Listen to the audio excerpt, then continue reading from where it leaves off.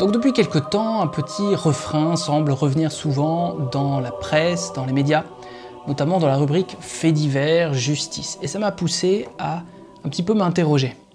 Je vous explique de quoi il s'agit.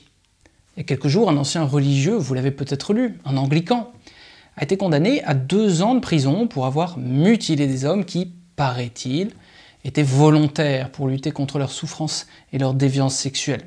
Le raisonnement était simple, enfantin même: si ce que je fais est accepté, si les gens sont consentants, alors pourquoi faudrait-il l'interdire? Les gens qui suivaient les exploits de ce chirurgien amateur sur Internet, jusqu'à 300 000 personnes par semaine, paraît-il, ne voudraient pas l'interdire de leur côté.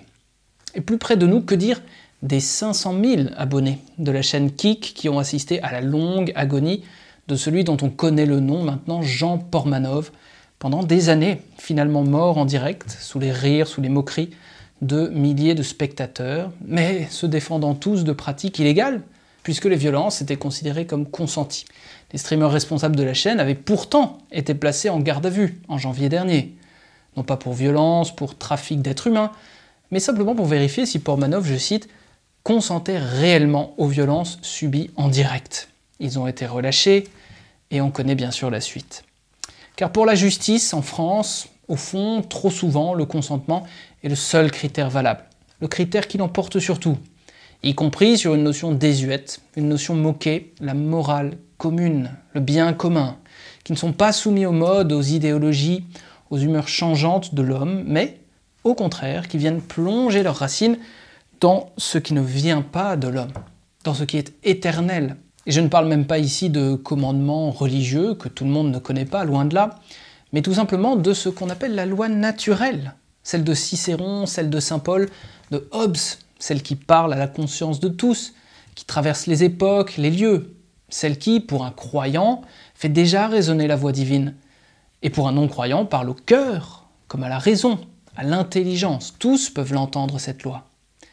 Pour le croyant, elle précède, elle ouvre la voie à la volonté révélée de Dieu, qui s'accomplit au ciel, mais qui doit aussi s'accomplir sur la terre. C'est pour ça qu'existe d'ailleurs la mission chrétienne qui va offrir à tous la liberté de rencontrer Dieu et de s'attacher à lui en vue du salut personnel et collectif.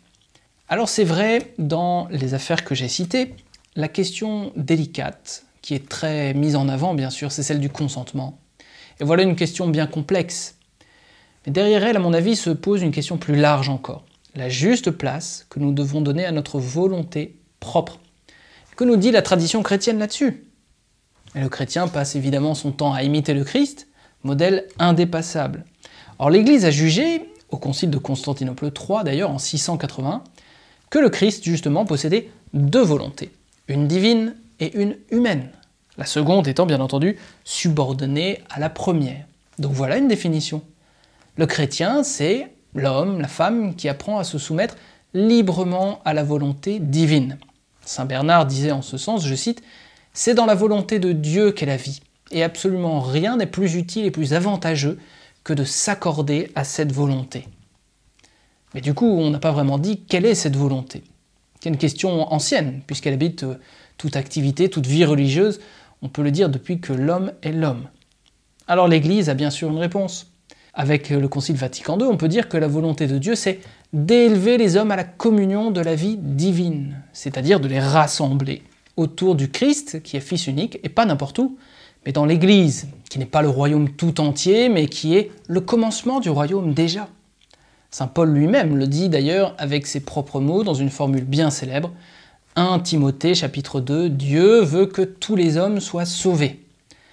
Alors c'est vrai, notre volonté est blessée, faible, vulnérable au péché, à l'ignorance, à l'erreur, aux manipulations diverses, aux abus, on en connaît. Un mal moral n'est jamais autre chose qu'un désordre de la volonté, nous dit la tradition de l'Église. Mais attention, pas la peine de déprimer, tout n'est pas perdu. La morale catholique rappelle aussi que notre volonté tend toujours vers le bien désirable. Ça veut dire que pour chacun d'entre nous, qu'on le veuille ou non d'ailleurs, nous sommes irrésistiblement attirés vers la béatitude éternelle, vers l'union définitive avec Dieu, qui est la source de tout bien et de tout amour indépassable, même si c'est parfois un peu imperceptible dans notre vie. Pourtant, nous ne pouvons pas renoncer à cette attirance. Notre libre arbitre, qui existe, possède cette direction-là, quel que soit son degré.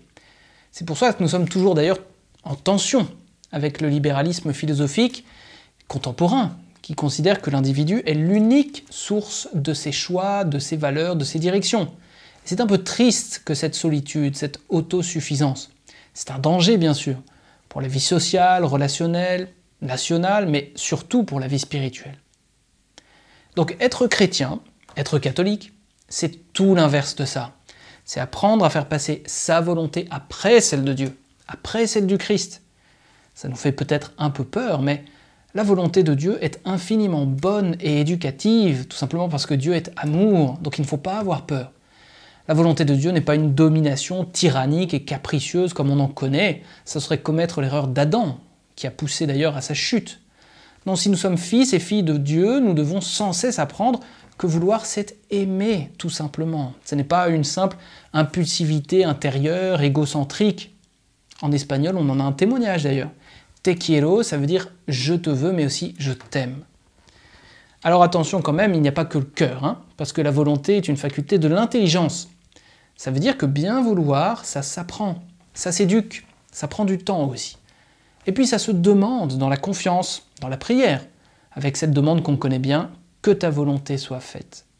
La compréhension si libérale de la volonté contemporaine, qui en fait souvent un absolu, est un danger majeur pour la quête spirituelle. Érigée en idole, cette auto-volonté normative en devient presque un culte parfois, on l'a vu. Je veux, donc je suis. Je décide de tout, quelles que soient les conséquences, de la naissance à la mort, de la mort des autres, à ma propre mort.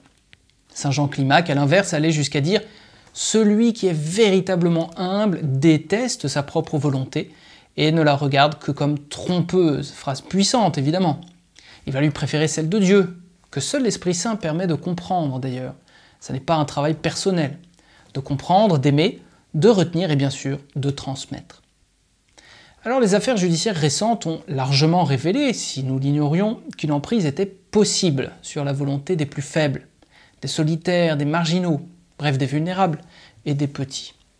Même cachée derrière les rires et les dingueries apparemment innocentes, cette emprise existe et elle recherche ses victimes. Une emprise qui a plusieurs formes, financières, matérielles bien sûr, mais aussi et surtout psychologiques et mentales. Toujours une emprise, toujours une manipulation, une prédation et une violence. Pour être vraiment libre, chacun de nous doit donc lutter sans cesse contre cette sorte d'idole intérieure que peut être parfois la volonté propre, notre volonté.